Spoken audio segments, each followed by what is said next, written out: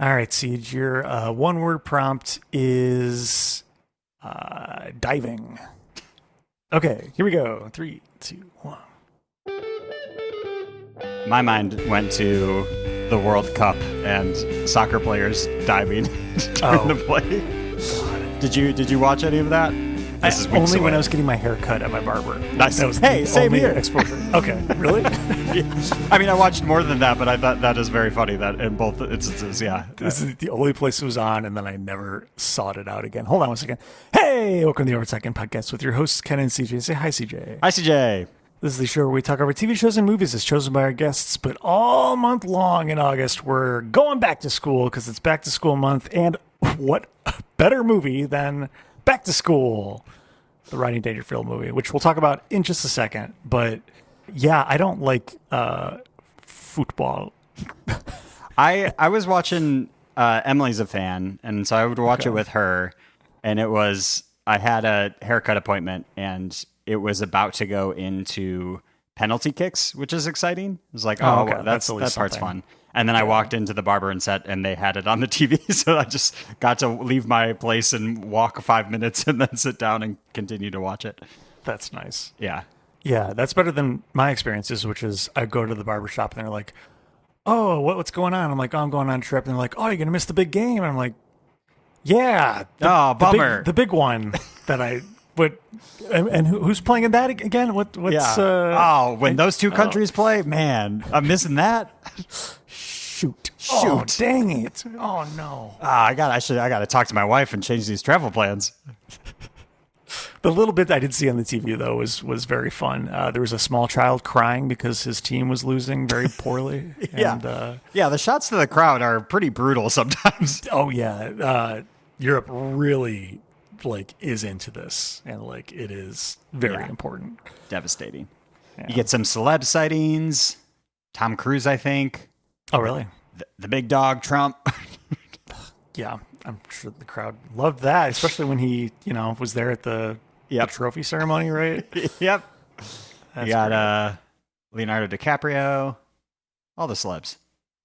Great. The three main ones. Tom Those Cruise. are them. I'm pretty sure those are the biggest ones right now. Those are the biggest ones. God. I hate Probably that whatever Trump is a celeb. Whatever 19-year-old girlfriend Leo is dating. And whatever 19-year-old mistress that Trump is dating. All right, we're not going there, CJ. This isn't a political show. Come on. It's okay. I do want to, I'm probably going to, lose the listeners if they're World Cup fans, but soccer is it's too late. the only sport where the clock goes up, and I find it so annoying. God. I was very confused. Every time I come in, I'm like, it seems like there's a lot of time left, but everyone's crying because the game's almost over, and what's happening? Takes you a second to remember. Yeah. Yeah, and then it's just arbitrarily they throw extra time because there was penalties and stuff like that, which stops gameplay. But then that's where you want to be like, hey, maybe be like every other sport and stop the clock when a penalty is called, because then you don't have to do this weird bullshit. It's very loosey goosey. Yeah, it seems that way at least.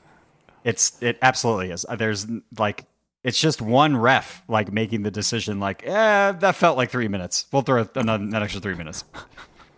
Weird. Okay. And even that, it'll come up on the extra 3 minutes, and then they might tack on another couple of minutes. The players don't even know when the game's going to end. Well, how could they? They have to do mental math every time they glance at the scoreboard for how much time is left in the game. Okay, so 47, so 90 minus 40. Shoot. Yeah. Carry the one. Jesus. Yeah. And get some more freaking refs. I get that's how missed calls happen all the time. There's only so there seriously is only one ref? Yeah. There's people on the sidelines, but it's one main dude just running back and forth. How could he possibly keep an eye on everything? He can't. That's why there's so many missed calls and people are upset all the time.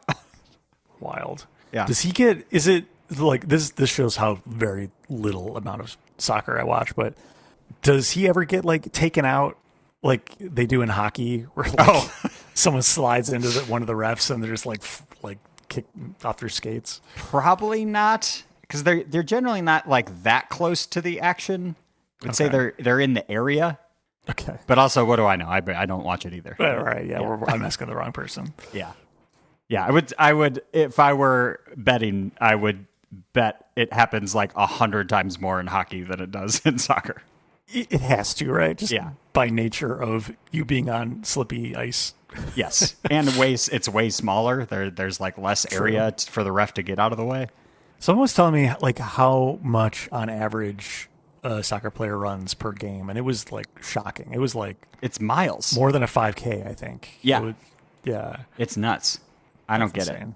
That's why I know a friend of the show, Carissa, was trying to get a soccer team going. I used to play soccer. I played soccer. I like it, but do not have the cardio stamina for that. I can't be running a mile or two every game.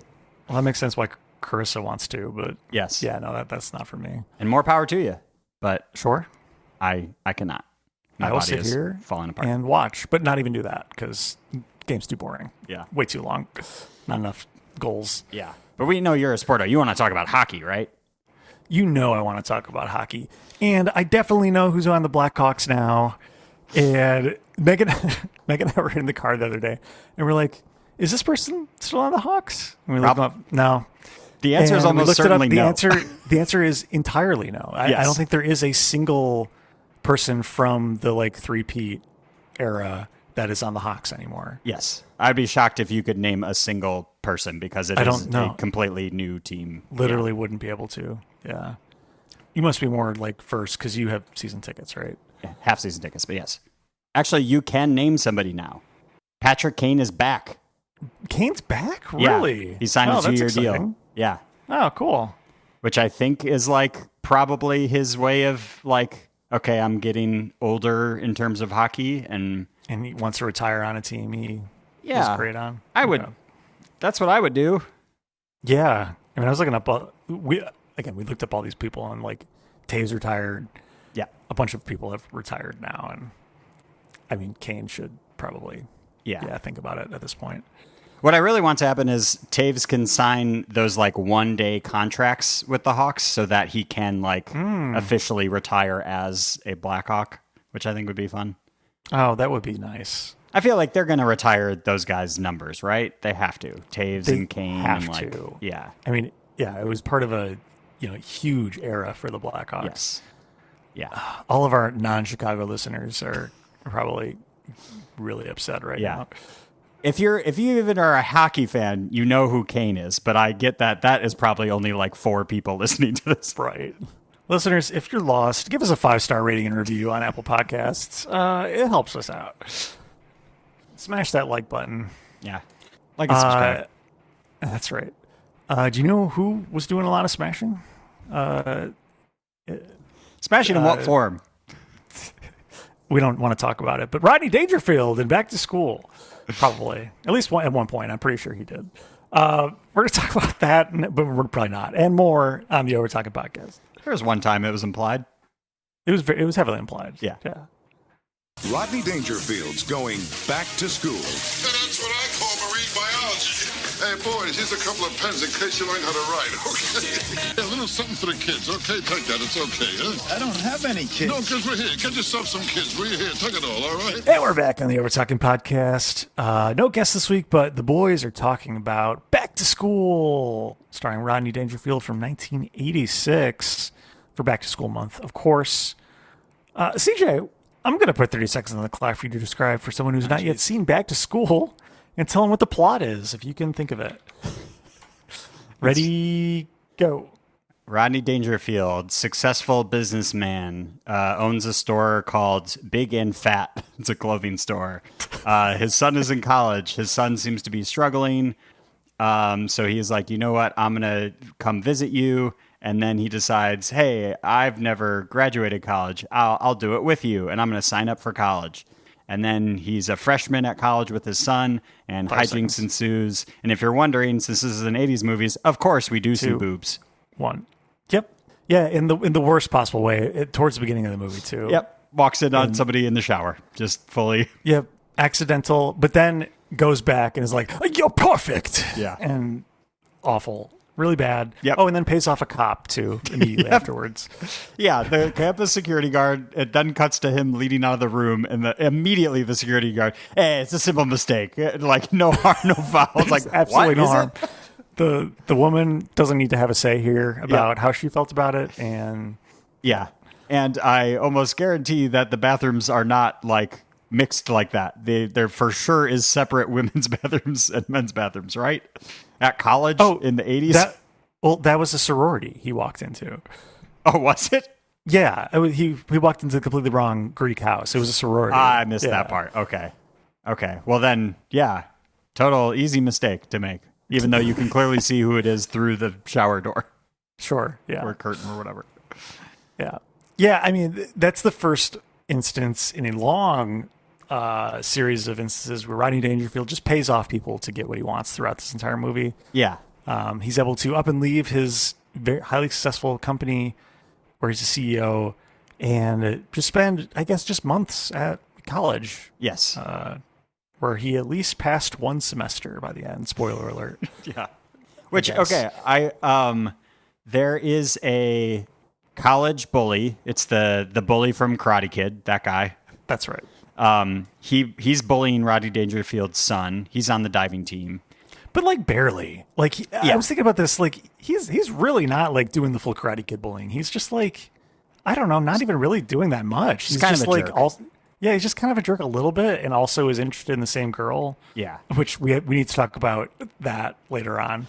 But the part I wanted to talk about is towards the ends of the movie where they're both on the diving team, and the bully is essentially being like, you're always going to be a twerp and blah, blah, blah, and you're going to end up like your father. And I'm like, you mean the super successful businessman who has so much money that he's just throwing it away constantly? Like, shoot, what a shame to end up like that guy. The whole premise is really flawed because, the son is struggling at college, and then the dad's like, oh, you're nothing if you don't have an education. But also his dad is doing great, like without an education. Yeah. Clearly not needed. Yeah. I don't know. Yeah, very strange that he didn't have an education is like, and that's why you need one, is because I didn't have one. And look at me, I'm super successful. So you have to get one. It's weird. Yeah, it doesn't make any sense, but yeah. Also sort of, I do appreciate though that this movie at least sort of coincides with what we were talking about last week, that like college I don't think really matters.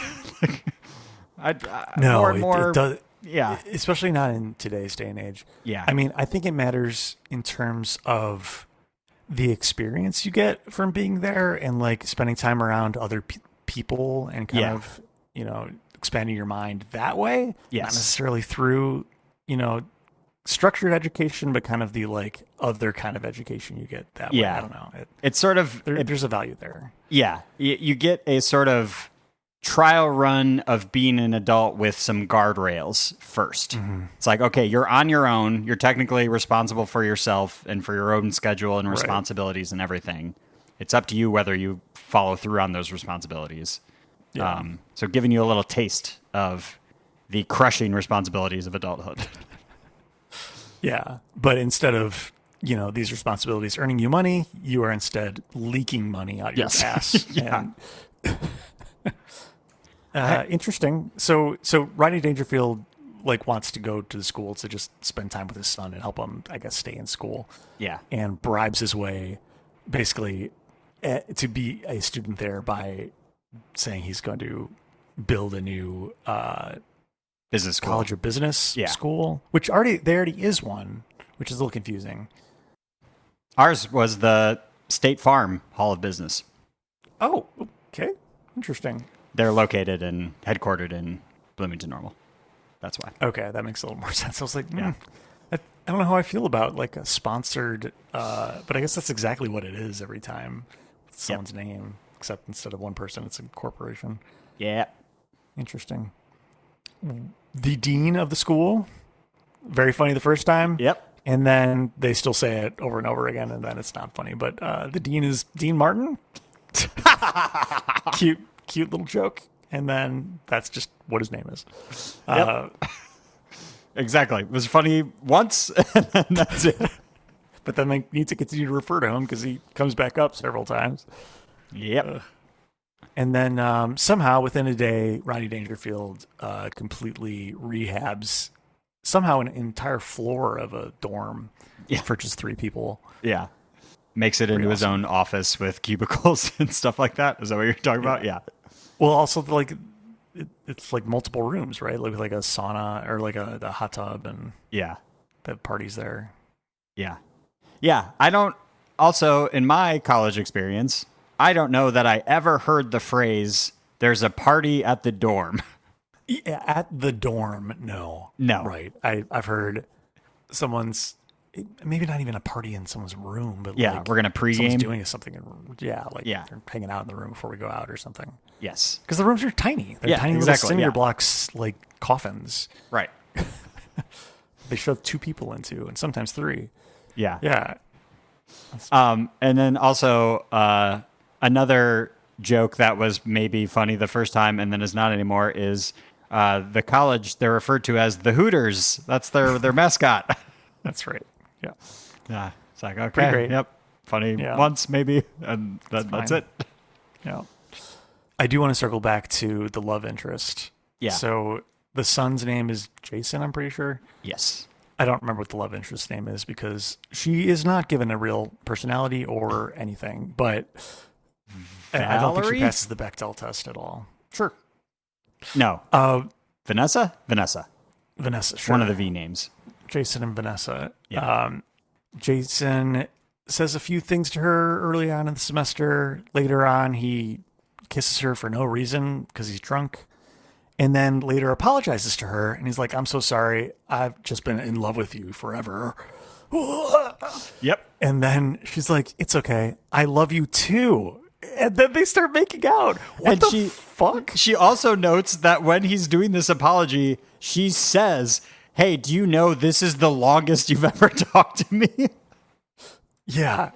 But then is still like, oh, but I'm also in love with you somehow. Oh my God.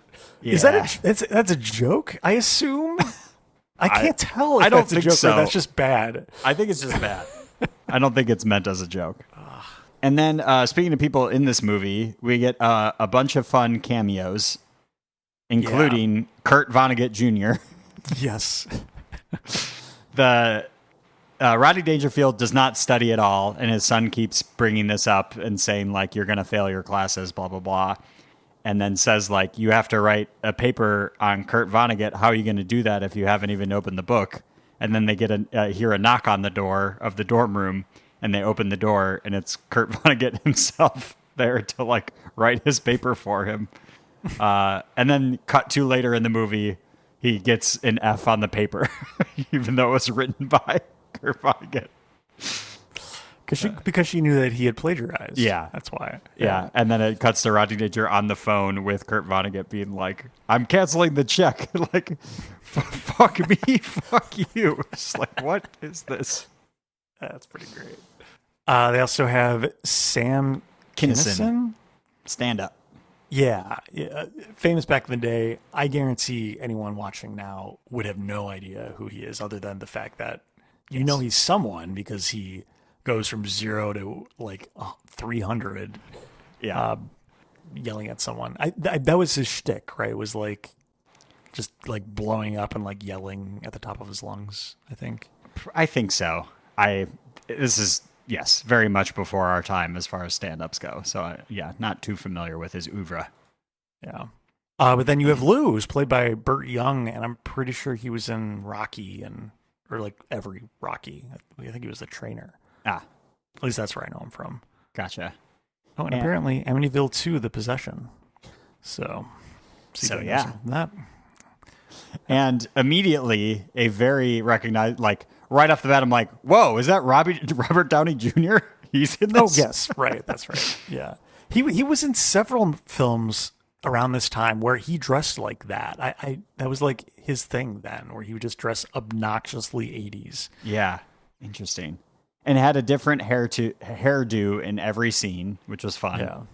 And had a gap tooth. Like, he must have got that fixed later, or all his teeth fell out after all the cocaine and he now has fake ones. I'm not sure which order that happened in, but yeah, maybe. And the one actress that I am always delighted to see, who is Edie McClurg, who plays the secretary in Ferris Bueller's Day Off. That's right. He's a righteous dude. She is the same person in every single movie. Yep. Even when we didn't she popped up in some other movie last year that we watched. Yes. Where she was way younger, but was still the exact same person. Yeah. Always fun to see her. I like her. Yeah, absolutely. Carrie. She's in Carrie. That was it. That's right. Yeah, that's right. Young Thornton Mellon, who was Rodney Dangerfield's character. In the beginning, there's a young version of him. Played by, I forget the person's name, but he was in, not Happy Days. Jason Hervey. Oh my God. It's one of those like Happy Days kind of things. The Wonder Years. He was in the Wonder Years. Yeah. You would you recognize him. You know, he's like, he was a child actor. He was in a bunch of different things. Apparently he was in Back to the Future and Monster Squad as well. Anyway, is that a Back to the Future spinoff, Monster Squad? The Monster Squad? I wish. No. Like I don't know if I've ever seen the Monster Squad. It's it's like the Goonies, but instead of one monster, sorry, it is like actual like Frankenstein and the Swamp Thing and all of that. Never heard of it. Really? Yeah. Yeah, it's like a classic kids comedy from the late 80s. I do like that they describe the movie as 5 youngsters, the Monster Squad. That's right. Yeah. And I was trying to figure out who Dr. Diane Turner was because she had all the teeth, but she's played by Sally Kellerman. But apparently I don't know her from anything. She was in MASH and Meatballs 3. So a classic. That's nothing. Yeah. We also forgot to mention we should be showing some respect that when referring to this movie that is award-winning movie Back to the School. And if you're wondering, what movie or what award did this movie win? Well, of course, that would be the winner for Danny Elfman of Oingo Boingo for the BMI Film Music Award. Oh, okay. Wait, he was in Oingo Boingo? I didn't realize that. Danny Elfman, yeah. Oh, that's where he started. Okay. That makes sense. I mean, Oingo Boingo was in this movie, but also I saw before it even started that Danny Elfman was like the composer for this movie as well. But yeah, also, I mean, he is just, a hugely I'm forgetting the word, but anyway, like widely in a bunch of different movies as a composer. Yeah. Especially for Tim Burton. That's the band playing the party, the dorm party. That's right. Yeah. That's him. There was another band earlier on that Rodney Dangerfield takes over the singing for at one point. Yeah. And that was not a real band. I looked that up because I was like, oh, well, if Oingo Boingo's actually in this, who is these other people? But, well, Ken, funny you bring that up because that video of Rodney Dangerfield singing Twist and Shout with the band at the bar earned them a 1987 VMA nominee for Best Video from a Film at the MTV Music Awards. Dear God. Okay. And also another nomination from the American Comedy Awards, which is definitely still a thing. How long have they been doing the VMAs? That was in the 80s as well? I think that was like the height was earlier. Was the 80s? 80s and 90s, 2000s, back when videos were more of a thing. My time. I remember it was huge in the 90s, but yeah, I guess the 80s too. That makes sense. Way back in 1984, I believe. Okay. Didn't win. Didn't take home the gold from the American Comedy Awards for funniest actor in a motion picture. Who did he lose out to? Oh no! I then clicked on who did get it. Yeah. In 1987, the funniest actor in a motion picture award from the American Comedy Awards went to Woody Allen. Oh, okay.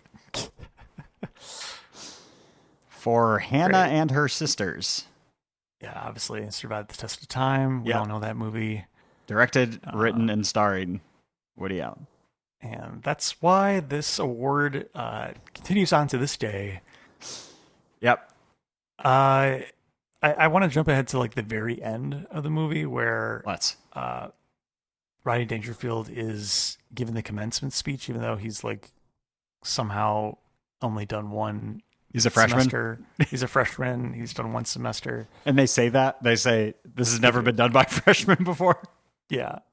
And then his commencement speech is basically, I don't remember the exact words, but it's more just like, hey, it sucks out there, so stay in college or live with your parents or something.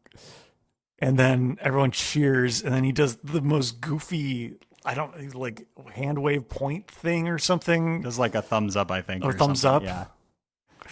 And then So weird. instead of the movie doing a freeze frame at that moment, which you would absolutely expect from like this raunchy 80s movie, they instead, he freezes and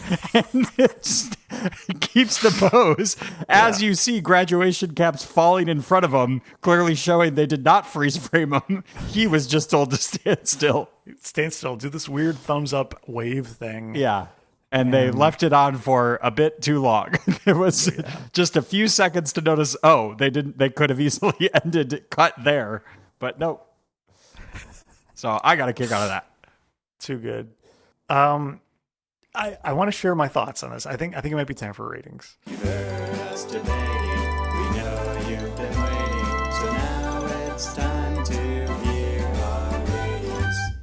All right. I'm going to go first. Me, on a scale of 1 to 10, what would I rate Back to School for me? Well, thanks, me. I would say, for me, it's got to be a 10. No, just kidding. I almost got you. You thought I was going to say it. Sure didn't. Look, actually, I'm not going to lie. I did enjoy this. I don't know why. It's real dumb. It's like obviously bad, but I don't know, man. I think just some of the dumb jokes were, definitely better than Ghoulies 3, Ghoulies Go to College. Like the jokes are just higher quality, even though they're not good. But yeah, I don't know. Just the whole Rodney Dangerfield of it all, I just tickled me. I just liked it. You get why he was like a big deal. Like yeah, absolutely. Yeah. The gross, accidentally walking on a girl in the shower thing almost completely took me out of the movie at the beginning. Luckily, there wasn't much more of that. Although he is in like hot tubs with, this hot tub needs more bubbles. Hey, Bubbles, come over here. And then a woman named Bubbles, joins him in the hot tub. But like they're wearing bikinis. It's okay. Yeah, that makes it okay. The women were fine with it, I guess. I don't know. Yeah. All right. Anyway, aside from all of that, it's fine. I don't know. I mean, even the parts where like it's not supposed to be a joke, like the son and the love interest saying they love each other, even though they've like barely spoken to each other in the entire movie. Yeah. That's fun. Like it's not meant to be, I don't think, but it's still just like that gets some shock value and some like something to jeer at the TV. So I'm going to give it, for me, like a 7. Like, okay. I just like back to school movies, I think in general. Yeah. And this was fine. Okay. I would watch it again for sure. That does put it a half a point below Ghoulies 3. You're happy with that? Okay. I'm okay with that. Yeah. I'm sure others would be like, wow. And CJ is already doing it, but like, wow. He liked Ghoulies 3, Ghoulies Go to College more than this. But yeah, I think that's kind of insane, but that's fine. We're allowed to have our opinions. This movie didn't have Ghoulies. So that docks how could I possibly put it at or above Ghoulies 3, Ghoulies Go to College? If it had Ghoulies, this would be getting an 8, no problem, right? Oh, can you imagine Rodney Dangerfield and the Ghoulies together? That actually would rule. That would be a lot of fun. You can't deny that. That would be amazing. I'm still saying, like, I think Ghoulies is just a underserved franchise that really could have gone different places if they just leaned into the comedy aspect. So sad what happened to the Ghoulies. It truly is. Anyway, pouring out. CJ, what would you rate Back to School for you? For me, I did enjoy this more than Ghoulies 3, which puts it above a 5 for me. I agree that I was surprised at actually laughing at parts. Like there were actual like, it's like the same type of joke, but they're still pretty funny. It's Rodney Dangerfield's like whole shtick, which I personally enjoy most of the time.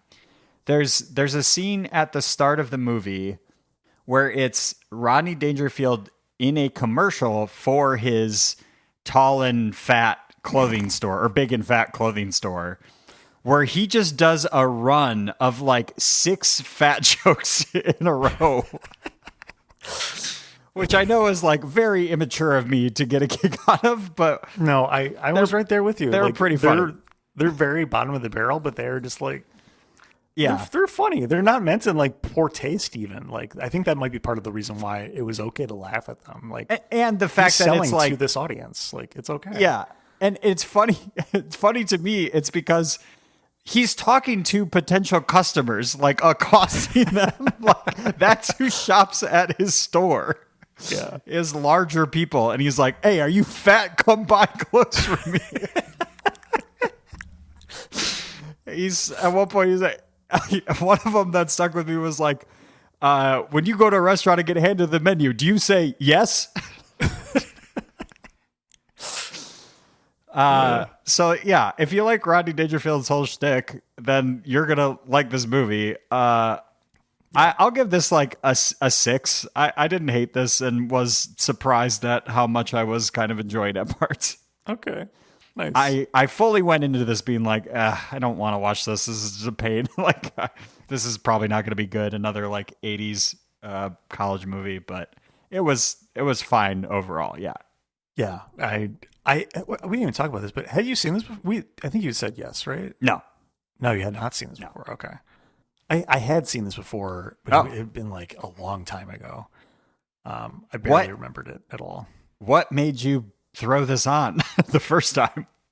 Do you remember? It must have been on TV or something. Okay, yeah. Like, I'm sure I didn't. It was so long ago to the point where like it was before you could just readily seek out things and like streaming. It's like, I can't imagine you at like a Blockbuster being like, you know what I'm in the mood for? No. A Rodney Dangerfield college movie. I want to say it was like when I was in college, but maybe like over summer break or something. And I was just like sitting in my parents' basement one evening. I feel like that's when I watched this. Gotcha.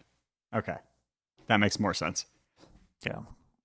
Well, CJ, I think it's time for us to plug. Where can people find us? You can follow us on all the things at Overtalking Pod, call or text the show at USACat1591, email us at overtalkingpod@gmail.com, or go to our very real website, overtalkingpod.party.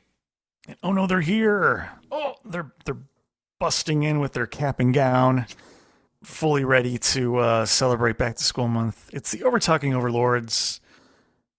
They're here to celebrate with us and remind me to remind you. If you like the show, please go on Apple Podcasts and Spotify and rate and review where applicable. Reviews would help people find this podcast. Also, we spend a money in advertising, so if you like the show, please tell a friend and spread the word. We'd really appreciate it. Thank you. Thank you. And they're off to their whole lives ahead of them. Wow. I forgot to talk about, we touched a bit on the fact that there's like actual bands in this movie, like Oingo Boingo. Mm-hmm. Towards the end of the movie, it took me like the whole movie to notice it more, but the whole soundtrack for this movie is just like a big band, just like dun dun dun, bah, bah, bah, bah, bah, bah. just like goofy shit. Just towards the end, I finally was just laughing at that. I was just like, this is what I would do. Like these comedies were back in the day. Yeah. It was just like boom boom slapsticky, boom boom boom, dun, dun, dun, dun, dun, dun, dun, dun. Yeah. Just a lot of like horns and big timpanis and stuff. Yeah. It's great. Yeah. I love it. It was fun. Well, as we always say at the end of every single episode, hey, this hot tub needs more bubbles. Bubbles, get over here. Bye. Bye. This episode of the Overtalking Podcast was produced by Ken and CJ, edited by CJ. Music by Justin Peters. Be sure to rate and review on Apple Podcasts and Spotify. See you next week.